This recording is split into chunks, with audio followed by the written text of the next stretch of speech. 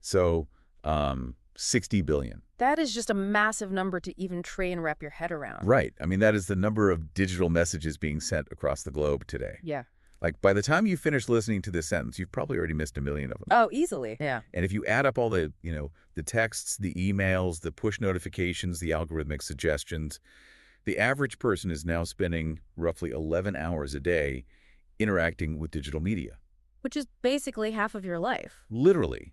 You are scrolling through about 300 feet of content daily. Wow. Yeah, if you put that into physical terms, that is the height of the Statue of Liberty just in thumb swipes. Wow. Every single day. That is wild. And, you pick up your phone maybe 1,500 times a week. And woven into that endless, dizzying scroll, you are subjected to anywhere from 4,000 to 10,000 advertisements daily. Mm-hmm.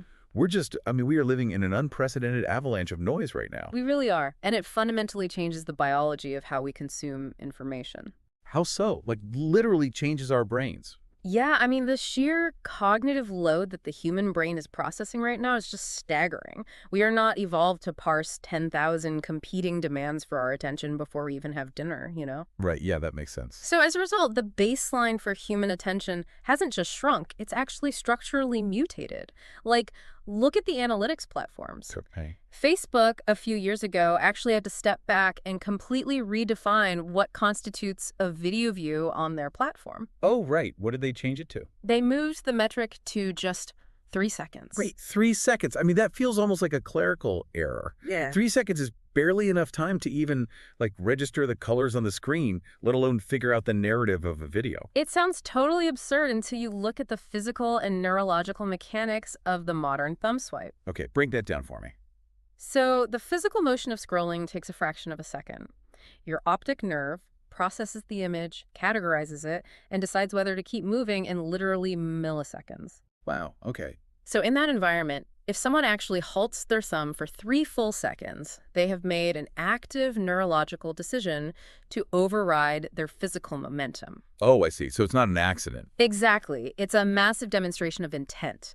3 seconds is like the new threshold for just existing in someone's reality. Which brings up the ultimate modern dilemma for you, the listener. Think about your own scrolling habits today. Yeah, be honest with yourself. Just this morning, while you were drinking your coffee or commuting, out of the hundreds of posts that flew past your eyes, how many did you actually stop to read? I mean, not many. Right. And how many did you just swipe right past without even a second thought?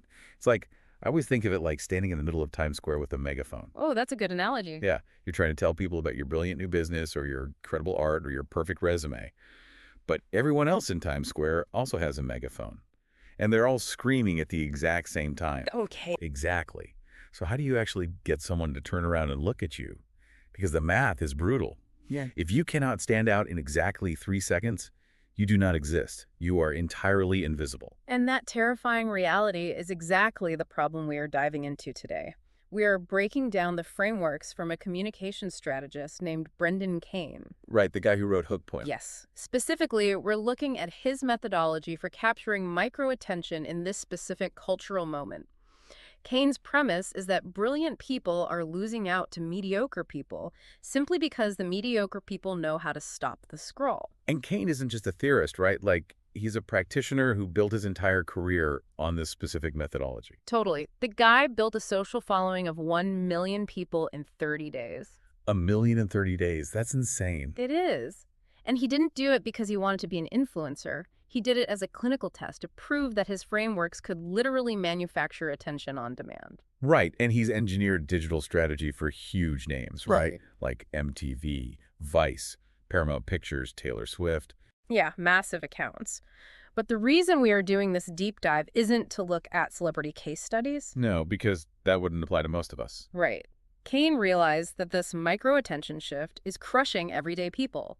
Fresh college graduates can't get hired. Brilliant engineers can't get funding. Small business owners are going bankrupt. Exactly. They have immense value to offer, but they are losing the battle before they even get a chance to speak because having a good product is it's no longer a viable marketing strategy on its own. Quality is a retention tool, not an acquisition tool. That is perfectly said. And Kane's own origin story actually perfectly illustrates the mechanics of this. In 2005, he moved to Los Angeles. The belly of the beast. Right. And he was starting at the absolute bottom of the Hollywood food chain. He was a production assistant at Lakeshore Entertainment, the studio behind movies like Million Dollar Baby. So he was quite literally the guy fetching coffee and making photocopies. The ultimate invisible employee. Sure. Completely expendable. But he noticed a behavioral pattern in the president of the company, Gary Lucchese. Okay, what was he doing? Well, Lucchese had casually mentioned in passing that he actually wanted to mentor young staff. Oh, that's rare. Very. But he only wanted to mentor those who had the initiative to ask good questions. So Kane saw an opening. But he understood intuitively that if he just walked into the president's office and said, "Hey, will you mentor me?" he would be instantly rejected. Right, he would just be another megaphone in Times Square. Exactly. So what did he do? Because 2005 Hollywood hierarchy is notoriously rigid. You don't just chat with a studio president. No, you definitely don't. So he engineered a highly specific ambush. He literally waited by Lucchese's car every day at the end of business. That sounds mildly terrifying. Well, he read the room. If the executive looked stressed or busy, Kane stayed invisible. But on the days he got a casual hello, Kane would walk him to his car. And here's the key. He didn't pitch himself. He listened. Just listened. Yeah. He listened to the executive complain about the massive pain points of marketing multi-million-dollar movies. And when the moment was right, Kane deployed a very specific conversational mechanism. He used his background, didn't he? Because instead of saying the cliche, I want to produce movies, teach me, Kane leaned into something totally alien to a 2005 movie executive. Yes, his internet background. Right. He had built internet companies in college. And the web was still sort of the Wild West back then. Yeah. So he pitched Lucchese on a radically different idea. He said he could help market Lakeshore's movies using these new digital platforms. That was the mechanism. And that mechanism is exactly what Kane eventually formalized into his core methodology. Solving a massive, complex studio problem with a novel digital solution took Kane from fetching coffee to heading up Lakeshore's first ever digital division in less than 12 months. That's incredible. He basically bypassed a decade of climbing the corporate ladder. Yeah, because he didn't ask for a promotion. He captured attention by solving a specific problem in a novel way. Which leads us directly to the central thesis we're exploring today. In a 3-second world, having a great product, a life-changing service, or a revolutionary idea is absolutely, unequivocally useless if you cannot capture attention first. It's harsh, but it's true. The entire spine of this methodology is something called the hook point. It is a calculated, engineered method to grab human attention in the first 3 to 5 seconds. And the goal of those 3 seconds is very specific. Right. It is not to sell your product. It is simply to earn the right to win the next 10 seconds.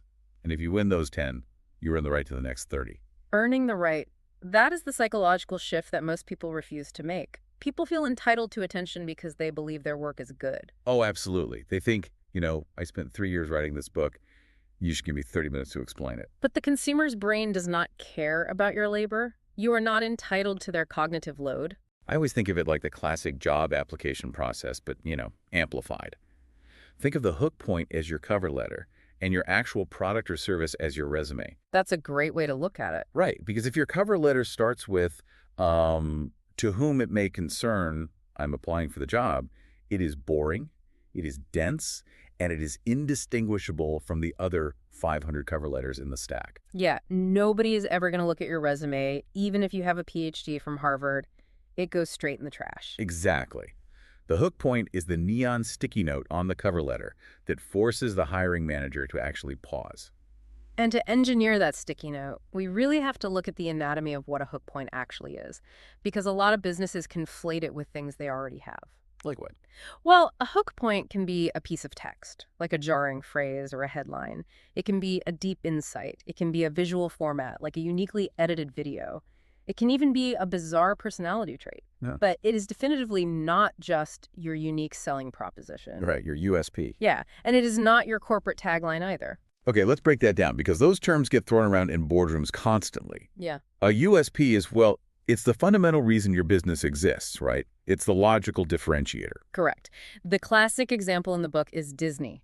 Disney's unique selling proposition is that they provide unparalleled, immersive family entertainment. That is the bedrock of their business model. And their tagline, the marketing slogan they print on the posters, might be the happiest place on earth or something about magic. Exactly. But in the modern attention economy, neither of those are a hook point.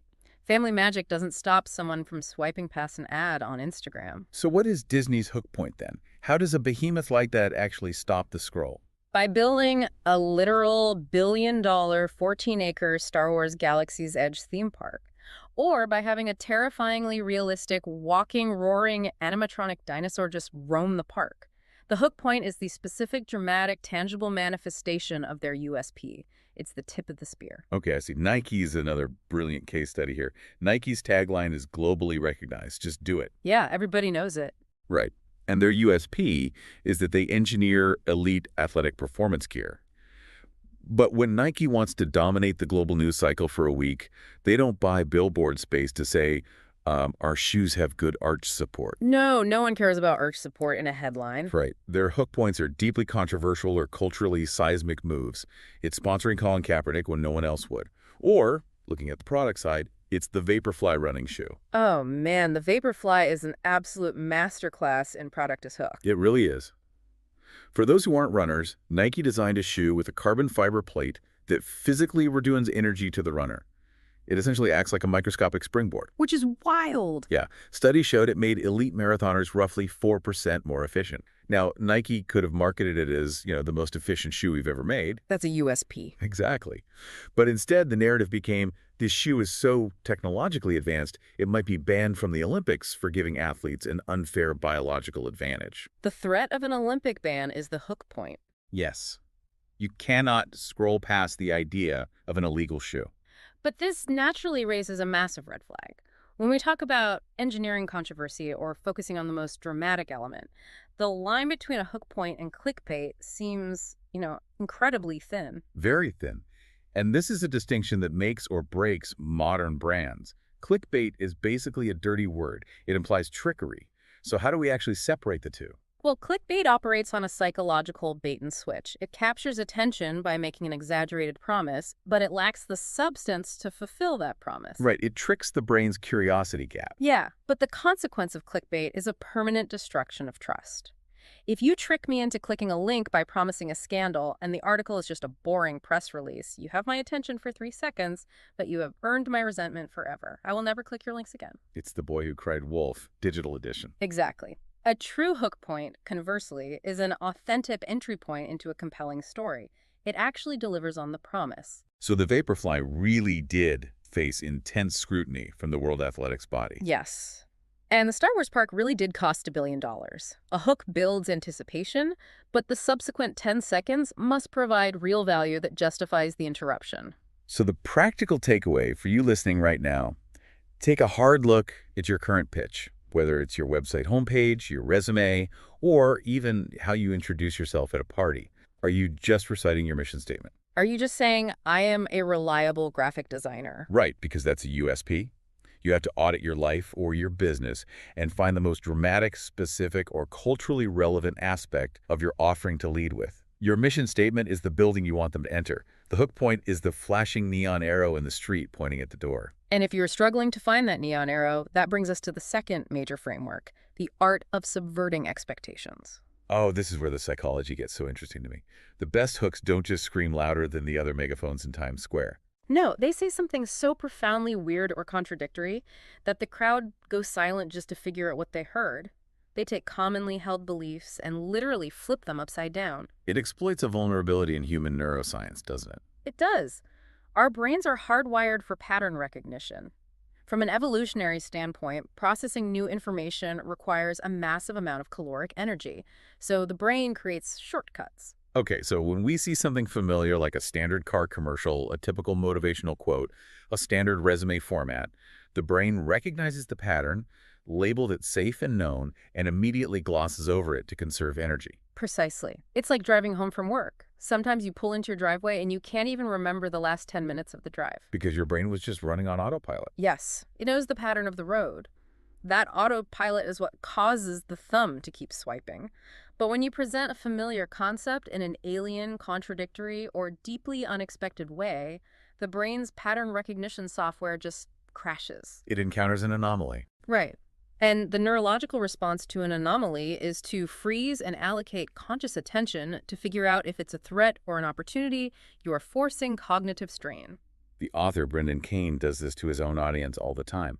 He will post a beautifully shot social media video, but the massive text hook across the screen will say, "Warning, safety is dangerous." It completely short-circuits the brain because the words contradict themselves. Right. Playing it safe is supposed to be, well, safe. So you have to stop scrolling to resolve the contradiction. Another brilliant example he uses is the hook. Meditation is a scam. Which is incredibly jarring, especially in the wellness-obsessed culture we live in today.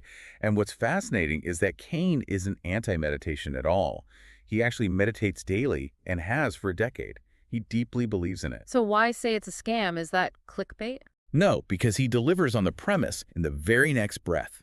He uses the jarring hook to freeze the viewer. Then, in the next 10 seconds, he explains that because meditation has become a billion-dollar corporate trend, the market is flooded with bad teachers, overpriced apps, and toxic positivity. I see. Yeah. So popular meditation practices are often a scam that rob you of the actual benefits of true mindfulness. He subverts the expectation of a pro-meditation advocate, captures the attention of both the skeptics and the furious wellness gurus, and then delivers a deeply nuanced argument. He weaponizes the anomaly. And perhaps the most legendary example of this in the publishing world is Tim Ferriss's book, The 4-Hour Workweek. Oh, man. That title is an absolute masterpiece of subversion. But he didn't just brainstorm it in a coffee shop and get lucky, did he? Not at all. Ferriss is obsessed with data. He treated the title of his book like a software product. He rigorously A/B tested potential titles using Google AdWords, like long before the book was even printed. Wow, really? Yeah, he bought cheap ads targeting his ideal demographic and ran different titles against each other to see which generated the highest click-through rate. Okay, I have to know. What were the other options? Well, he tested it against titles like Broadband and White Sand, which is very poetic but vague. Yeah, a little too abstract. He tested Millionaire Chameleon. He even tested the highly aggressive How to Live Like a Drug Lord. How to live like a drug lord. I mean, okay, that is definitely a hook. It stops the scroll. It stops the scroll, sure, but it likely attracted the wrong kind of attention or perhaps just felt too disconnected from the actual business advice in the book. But the 4-Hour Workweek dominated the testing. Why do you think that is?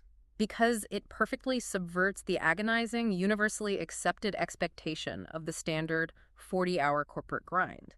It takes a concept everyone hates, injects an impossible specific number into it, and promises an outcome that feels almost illegal. Right. The brain cannot process a 4-hour workweek as a reality, so it forces you to pick up the book to figure out the trick. It's like finding a glitch in the matrix. You have to poke at it. Okay, so we know we need a neon arrow, and we know that neon arrow should probably subvert expectations.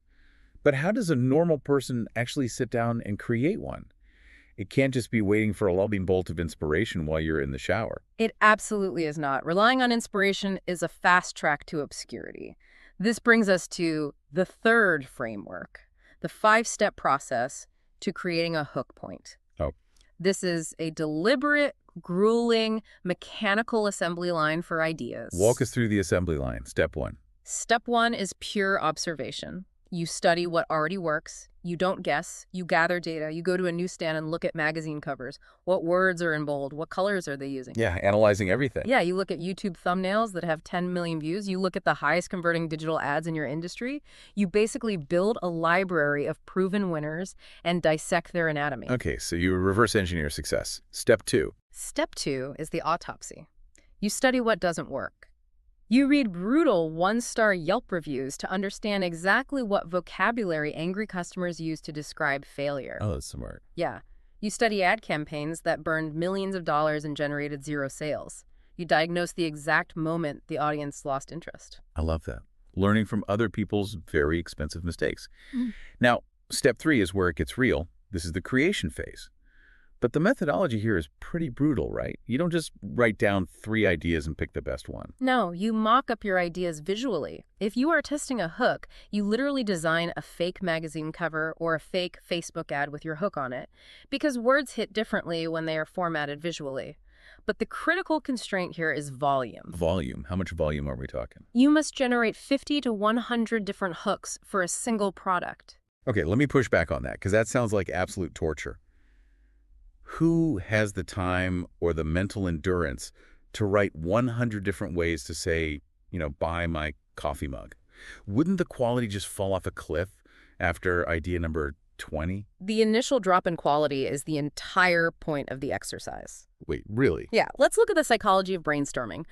The first 10 ideas you write down are going to be your most obvious thoughts. They are the cliches. They are the exact same 10 ideas your competitors are writing down. Ideas 11 through 30 are usually just variations of the first 10. Right, just moving adjectives around. Exactly. But around idea number 40, you hit a wall. Your brain is completely empty of conventional thought. You are exhausted. And that is exactly where the magic happens. Because you're forced to get weird. Yes. Because you still have 60 ideas left to write, your brain is forced to start making bizarre connections.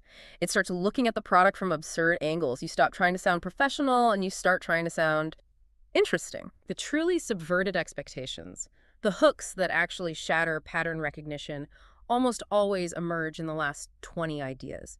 You have to exhaust the ordinary to access the extraordinary. It's basically a war of attrition against your own boring habits. Okay, so you have your 100 ideas. Step 4. Step 4 is a ruthless comparison. You take your best weird ideas from the end of your list and you hold them up directly against the proven winners you gathered in step 1. Okay. If your hook doesn't look as compelling, as jarring, or as valuable as the magazine covers that sell millions of copies, you throw it away and go back to the drawing board. You cannot grade yourself on a curve. That is ruthless. And finally, step 5. Test, reiterate, and repeat. You put it out into the world. But how do you actually structure those tests without wasting thousands of dollars? You borrow frameworks from master copywriters. The methodology highlights Craig Clements, a legendary direct response copywriter who has moved over $1 billion in product. $1 billion. Yeah. When he tests new hooks, he often relies on a highly structured if-then formula. It just removes the guesswork. Give me an example of the if-then structure. Sure. Let's say he's selling a golf instruction video. The hook isn't, buy this video to get better. He uses the formula, if you want to improve your golf game by 5 strokes by the next time you step on the course, then pay attention to these 4 secrets. It's so mechanical, but it's undeniable. If specific desire or pain point, then specific action or solution. It immediately qualifies the audience. If you don't care about golf, you keep scrolling. But if you are a golfer, the specificity of 5 strokes by the next time you play is impossible to ignore. And the testing phase dictates not just the words, but the visual formatting. Attention architecture is changing rapidly. This totally makes me think of movie trailers. Mm. Have you noticed how bizarre the formatting of a movie trailer is on social media now? Yes, it's totally different. It used to be that a trailer started with, a slow fade from black, a deep voiceover, maybe the green MPAA rating screen. If you do a slow fade from black today, you lose 80% of your audience before the screen even lights up. Exactly. Now, if you watch a trailer for an action movie on Twitter, before the trailer even starts, they blast you with a frantic 5-second micro trailer. Yeah, just all the best parts right away. It's just 5 seconds of a car flipping, the main character screaming, a massive explosion, and a huge title card flashing the movie's name.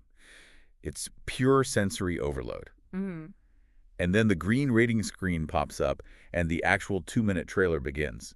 They engineered that purely through brutal A/B testing. They realized the green screen was a trigger for people to swipe. The slow fade was a trigger to swipe. They had to put the climax of the movie at second 0 just to paralyze the thumb long enough to earn the right to play the real trailer. It's as absolute psychological warfare. But, and this is the biggest but of the entire deep dive, adapting your hook to win this warfare means absolutely nothing and can actually destroy you if you violate the 4th framework: authenticity and your why. This is where we separate the sustainable empires from the fleeting grifts. A hook without authenticity is a hand grenade. If you make a massive expectation-subverting promise in those first 3 seconds, and the ensuing 30 seconds reveal that you are lying, or that the hook has nothing to do with your actual core values, the cultural backlash is swift and severe. We have 2 massive corporate case studies to explore here, and I want to pause here and put a massive disclaimer on this. We are about to discuss 2 highly polarizing, politically charged advertising campaigns. Right. As your hosts, we are completely 100% neutral. We are not taking sides on the cultural issues, the politics, or the morality of these campaigns. We are strictly acting as marketing mechanics, putting the engines of these ads on a table and dissecting why one stalled and why one ran at top speed. Understood. Let's look at the stall first. Gillette, the razor company, ran a massive campaign called We Believe, which directly addressed the concept of toxic masculinity and leaned into the cultural momentum of the Me Too movement. Okay. Now, looking at it objectively on paper, a message advocating that men treat people with respect and hold each other accountable is a positive pro-social message. It's a strong premise, and it definitely subverts the expectation of a razor commercial, which is usually just, a guy splashing water on his face in front of a mirror. But the campaign faced a visceral backlash from a massive portion of their consumer base. It caused measurable brand damage. From the perspective of hook mechanics, the analysis suggests it failed, not necessarily because of the topic, but because of a catastrophic disconnect from Gillette's historical brand identity. Their brand DNA. Because for literally decades, their slogan was, "The best a man can get." Their advertising relied entirely on traditional, often hyper-masculine archetypes. Square-jawed athletes, guys getting the girl, sheer dominance. So when they suddenly pivoted to critiquing the exact archetypes they had spent 50 years monetizing, it triggered the consumer's authenticity alarm. It felt hypocritical to them. Exactly. It felt to many like corporate opportunism rather than a deeply held conviction. The hook was loud, but it didn't align with their historical why. It felt like a costume. Now, contrast that with Nike's campaign featuring Colin Kaepernick. Again, one of the most polarizing figures in modern sports. Half the country was furious, half the country was elated. People were literally burning their own Nike shoes on the internet. Yeah, it was everywhere. But financially and culturally, from a marketing perspective, the campaign was an undeniable, gargantuan success for Nike. Why did Nike survive the firestorm while Gillette got burned? Because rebellion, defiance, and challenging authority isn't a new costume for Nike. It is their actual skin. It is deeply baked into the Just Do It DNA. Right. If you look at their history, they built their brand on athletes who pushed boundaries and infuriated the establishment. Steve Prefontaine was a rebel. Charles Barkley proudly proclaimed he was not a role model.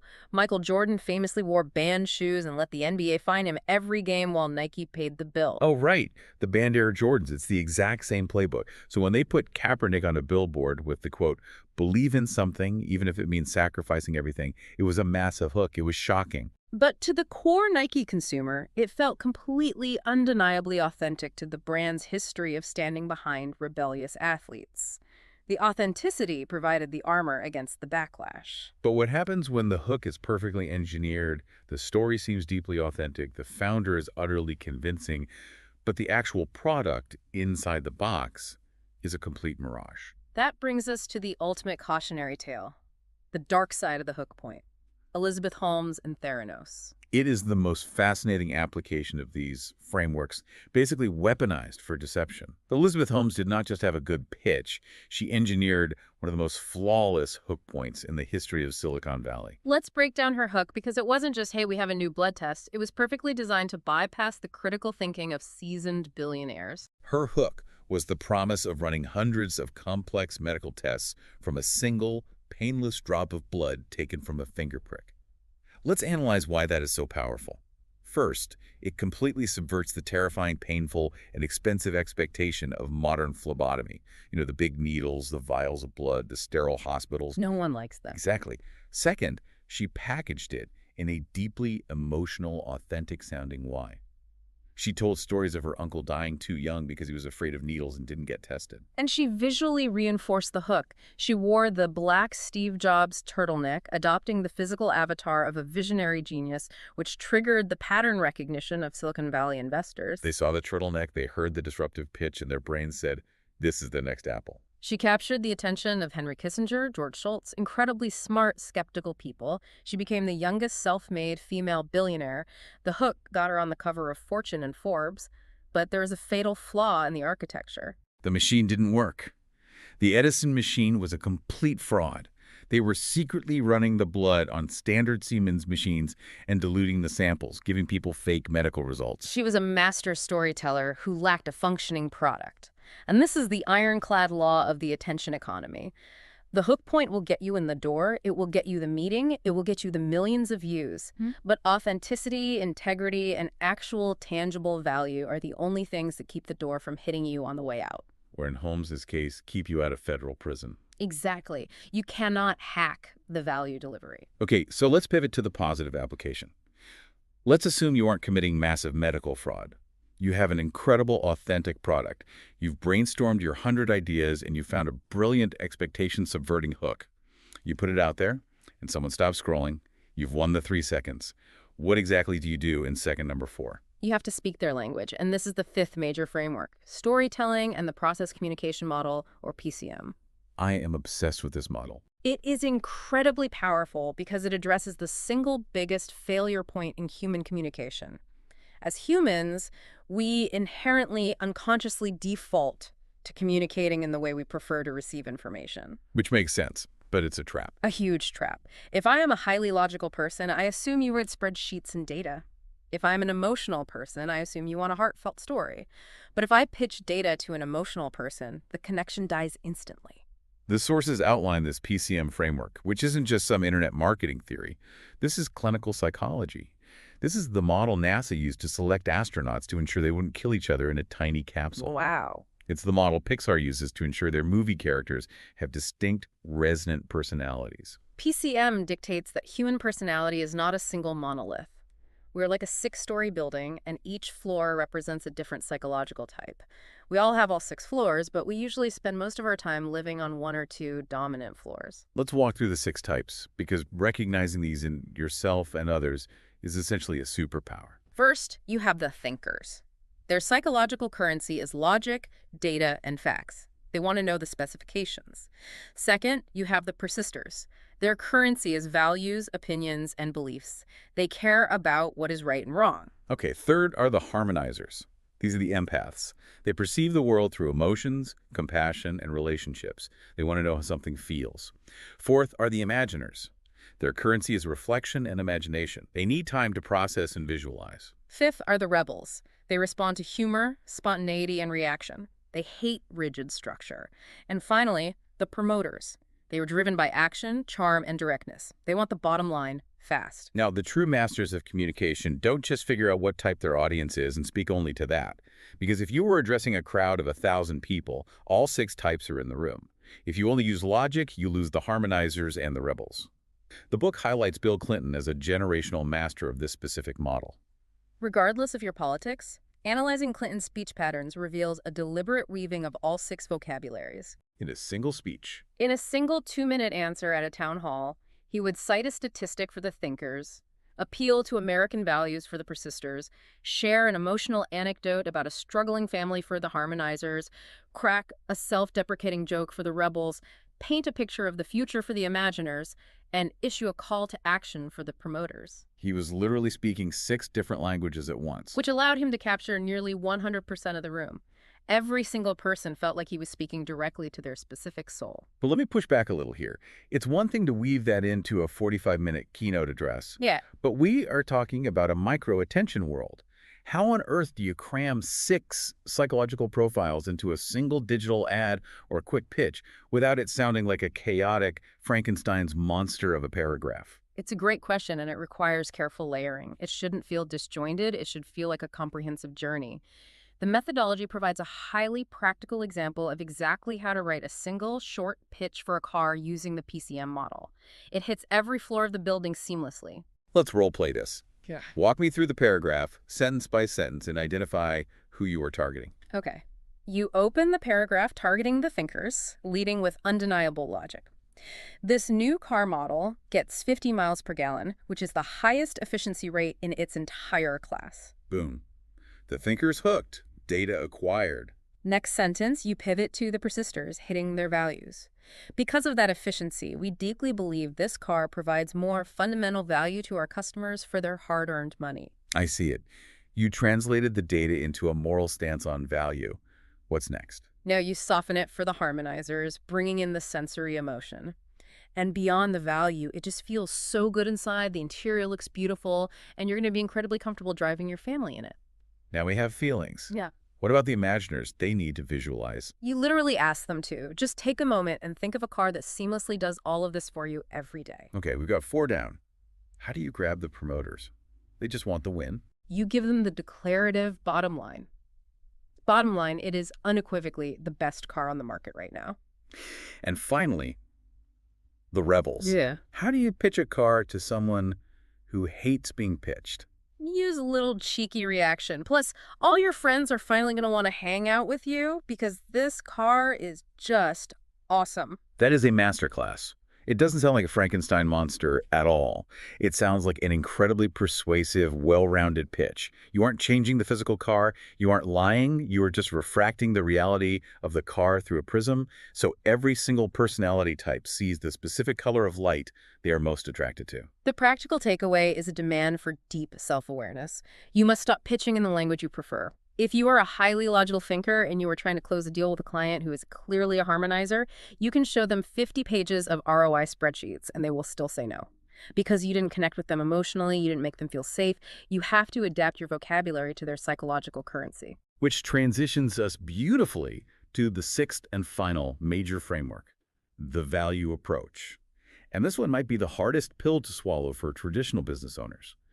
The author argues that in a hyper-competitive 3-second world, to accelerate demand and build unshakable trust, you have to stop pitching altogether. You have to look at your audience and say, here is my absolute best stuff. Take it for free. It completely violates the traditional rules of commerce. The instinct is to protect your intellectual property. If I give away my secrets, why would they pay me? But in an environment of infinite noise, free value is the ultimate undeniable hook. Let's look at the story of Peter Park to illustrate this. Peter Park is a high-end, elite fitness trainer in Los Angeles. He was looking to expand his roster of high-paying private clients. Now, the traditional playbook says you run Facebook ads with pictures of people with six-pack abs, you list your credentials, and you say, hire me for $200 an hour. Which is exactly what the other 10,000 personal trainers in Los Angeles are doing. It's megaphone in Times Square territory. Exactly. So Park bypassed the noise entirely. Instead of running ads asking for money, he offered completely free large group workout classes. But he needed a hook point to get people to actually show up to a free class. And this is where the genius lies. He didn't just host it in a dirty public park. He secured a literal helipad on top of a skyscraper overlooking the downtown Los Angeles skyline. That is the ultimate neon arrow. It is brilliantly designed for the modern consumer. A workout on a helipad is highly Instagrammable. The location itself subverts the expectation of a gym. So the hook, the helipad, got hundreds of people to stop scrolling, sign up, and physically show up. But the location was just the bait. The actual conversion happened because of the free value. During those helipad sessions, Park didn't hold back. He didn't give a watered-down, generic workout. He delivered his world-class elite training methodologies for free.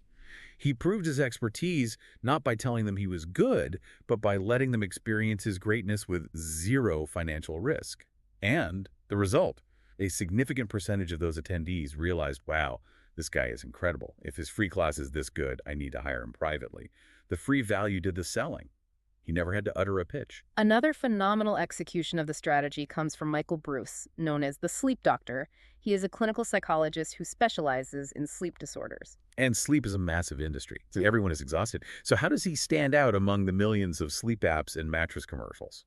By giving away highly specific, deeply valuable medical advice for free, but wrapping it in wildly engaging hooks. When he does offline speaking engagements, he doesn't bore the audience with clinical jargon about circadian rhythms. He creates vivid, relatable avatars. He'll base a whole speech around John, the exhausted, over-caffeinated executive who wakes up at 3 a.m. Everyone in the room either is John or is married to John. He's using the PCM model there, connecting emotionally and imaginatively, but his online strategy is even more aggressive. Online, he generates massive email lists and loyal followings by identifying the exact, sometimes embarrassing questions people have about sleep, and he answers them comprehensively for free. Yeah, the sources mention one of his most successful online hooks. He put out content titled, "When is the exact best time to have sex before sleep?" It is a brilliant hook. It's slightly taboo. It subverts the sterile expectation of a medical doctor, and it targets a massive curiosity gap. But he doesn't use it as clickbait. He actually delivers a scientifically backed, highly valuable answer for free. That free value builds a massive reservoir of trust. And once he has your trust, when he eventually recommends a specific sleep supplement or a coaching program, you don't even question it. The transaction feels like a natural extension of a trusted relationship rather than a cold pitch. So if we step back and look at the whole board, we've covered incredible ground. We've defined what a hook is versus a USP. We've talked about subverting expectations to break pattern recognition. We've outlined the grueling five-step assembly line of generating 100 ideas. We've dissected the absolute necessity of authenticity so you don't become the next Theranos. We've explored speaking 6 languages simultaneously with the PCM. And we've looked at weaponizing free value. It is a comprehensive system. But as we near the end of our deep dive, we have to look at how these pieces interlock over time. Because the landscape of attention isn't static. It is a living, breathing, constantly mutating organism.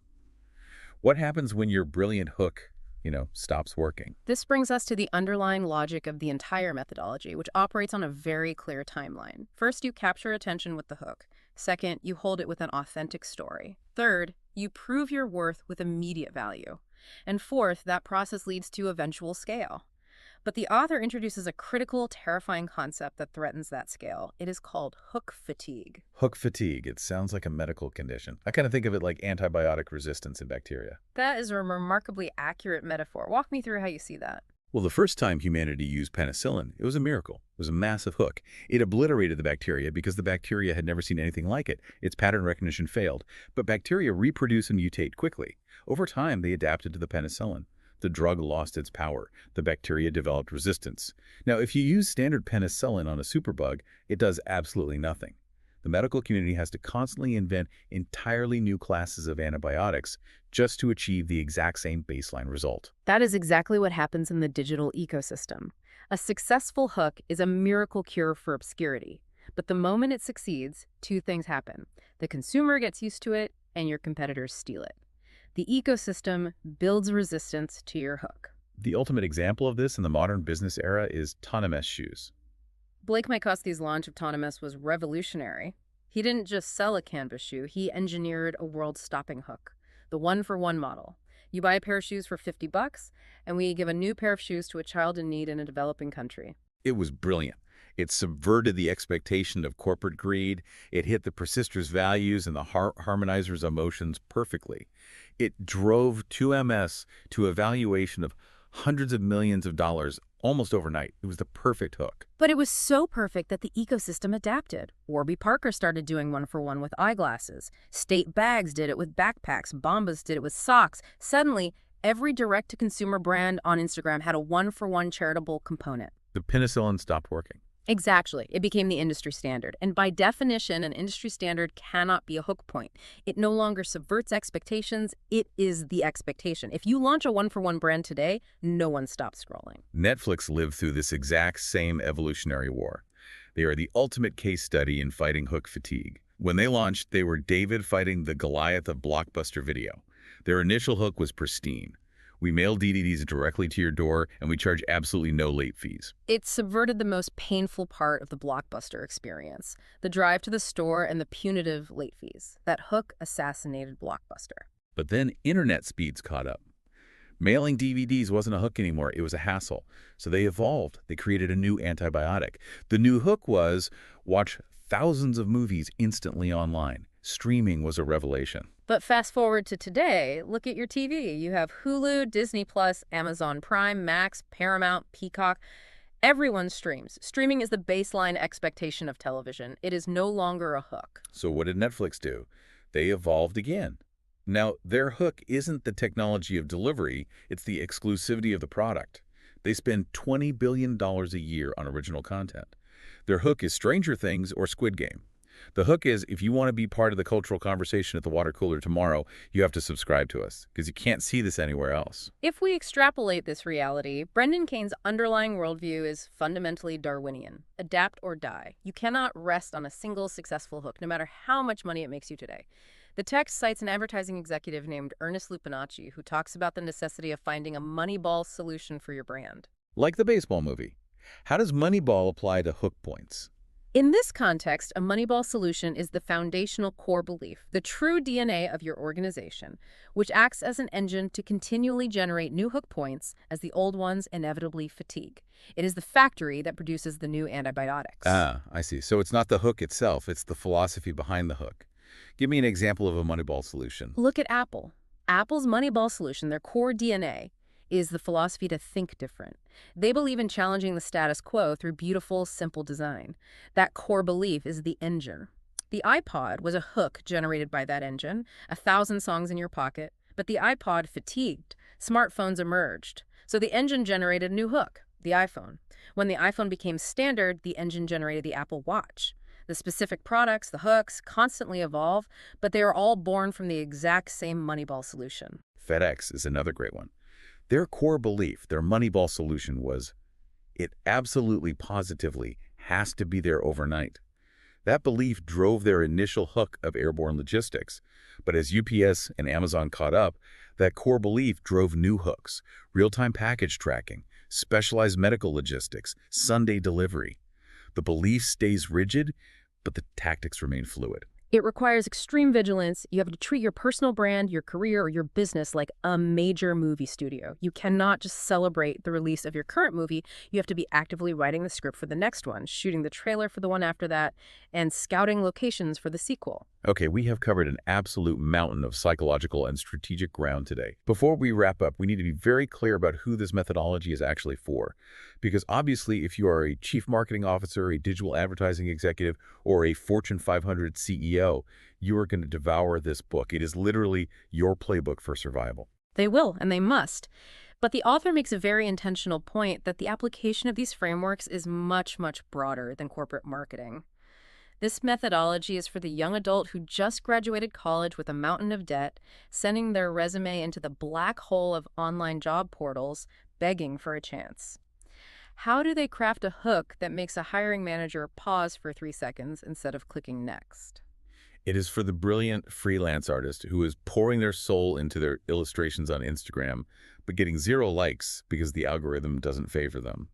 It's for the small-town bakery owner who makes the best croissants in the state, but is losing business to the shiny new chain store down the block. The overarching message is for anyone, anywhere, who feels like they have incredible value, intellect, or talent to offer the world, but feels suppressed, ignored, or entirely lost in the deafening noise of those 60 billion daily digital messages. If you have ever felt like you are just shouting into the void, pouring your heart into your work, your art, or your business, and getting absolutely 0 engagement, this methodology is for you. It is a systematic, mechanical way to break through the wall of noise. Because the harsh Darwinian reality of our current world is that nobody cares how good your product is, how beautiful your art is, or how smart you are if they never stick around long enough to experience it. You have to earn the right to show them your greatness, 3 seconds at a time. You know, reflecting on this entire journey we've taken today, from the 60 billion messages to the 5-step process to the psychology of the PCM, I actually find it incredibly empowering. It's so easy to get discouraged when you're putting yourself out there and hearing nothing but crickets. The human instinct is to internalize that silence. You start to think, maybe I'm just not good enough. Maybe my ideas aren't actually valuable. Maybe I should just quit. But what this deep dive reveals is that being ignored usually isn't a reflection of your worth at all. Not at all. It's just a reflection of your hook. Exactly. The world isn't rejecting you. They're just distracted. They haven't been given a neurological reason to stop scrolling yet. It's a profound shift in perspective. It moves the problem of being ignored from an agonizing existential crisis of self-worth into a highly solvable mechanical issue of communication strategy. It is entirely solvable. Now, for everyone listening on YouTube today, we have covered a massive amount of material. We've dissected the psychology of subverting expectations, we've role-played the nuances of the process communication model, and we've analyzed the rise and fall of massive corporate hooks. But we have truly only scratched the surface of Brendan Kane's strategies and hook point. We have. The book is packed with dozens more specific case studies, much deeper dives into the mechanics of A/B testing, and granular step-by-step guides on how to implement these frameworks for highly specific niches and industries. So if you are listening to this right now, and you feel a spark, if you feel like this methodology could genuinely help unblock your career, scale your brand, or get your art the attention it deserves, I want to let you know that there is a complete audio available. It's several hours long. and it covers every single chapter in exhaustive depth. It provides detailed, step-by-step explanations, incredibly rich real-world examples, and actionable takeaways for every single stage of the process we discussed today. It is highly recommended if you want to truly master this. We've given you the map of the territory today, but the complete audio is the actual journey through it. If you want to go deeper and really equip yourself for the 3-second world, just check the link in the description. It's a natural next step for anyone who's genuinely interested in making sure their voice is finally heard above the noise. Thank you so much for joining us on this deep dive. We have absolutely loved unpacking this with you, but before you click away, before you go back to the endless scroll, I want to leave you with one final provocative thought to mull over today. Think back to that Times Square megaphone analogy. Think about the avalanche of noise out there. If time froze right now, and you only had exactly 3 seconds to explain the absolute best, most valuable part of yourself to the world, what exactly would you say? What you just listened was the beginning of a full audio, way longer, explaining every single chapter of the book. If you would like to keep listening to the end and access to the full audio, you can access it with the link down below in the description and in the pinned comment.